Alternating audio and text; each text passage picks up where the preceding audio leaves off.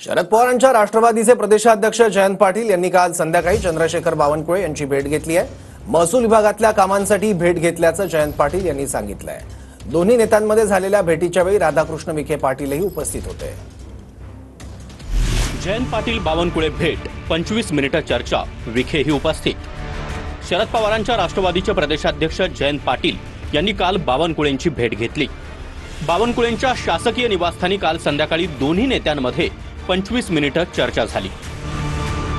काल संध्याकाळी 7:50 त्यांच्या घरी माझी भेट झाली आणि सांगली जिल्ह्यातल्या काही महसूल प्रश्नांच्यावर मी त्यांना जवळपास 10 ते 12 निवेदनं दिली आणि ती निवेदनं देण्यासाठी त्यांची भेट मागितलेली।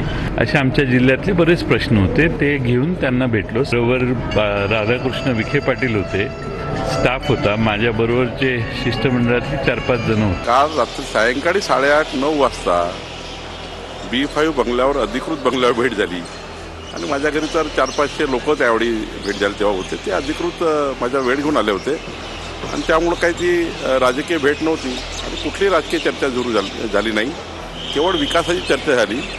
जयंत पाटील साहेबांनी दिलेले 14 मुद्दे ते महत्त्वाचे होते, मी ते मार्गी लावणार आहे आणि मी जयंतराव पाटील साहेबांच्या राजकीय भविष्याबद्दल बोलणे इतका मोठा मी नाही आहे। तर मी दिल्लीत सगळ्याच मंत्र्यांना भेटते आणि मी तर फोटो ट्विट पण करते। अशा हिशोबाने गेले 10 वर्ष माझ्याच बद्दल बोललं पाहिजे, कारण का केंद्रातले एक मंत्री असा नाही ज्याला मी भेटत नाही किंवा फोटो काढत नाही। आणि त्यांचा फोटो आम्ही का काढतो, त्यांचं मार्गदर्शन घेतो की आमच्या मतदारसंघातली कामं व्हावी म्हणून। आम्ही काय फोटो काढायला जात नाही त्यांच्याकडे, फक्त त्यांचं स्टेटमेंट मी तुमच्याच चॅनलवर पाहिलं।